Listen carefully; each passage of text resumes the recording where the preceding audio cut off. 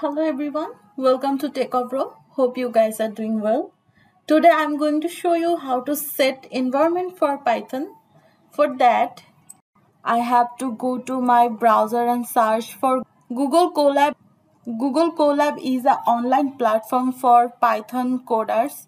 It is very useful if you don't want to download any kind of software in your PC and you have a very good internet connection, then you can easily use this platform for your coding. You can also implement your projects in this platform. So for the beginners and for expert level, it's a very good platform.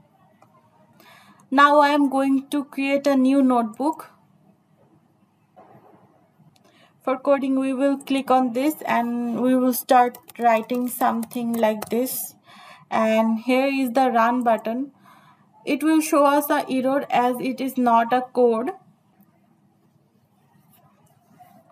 It is showing us an error. Name not defined. Of course, because it's not a code, so we need to delete it. So where we can find the delete button? In the right side we have a button. This is the delete button. So after clicking this, it will be vanish. We will start coding from our next video. That's all for today. If you like my video, please like, comment, share and subscribe, and don't forget to hit the bell icon. Thank you.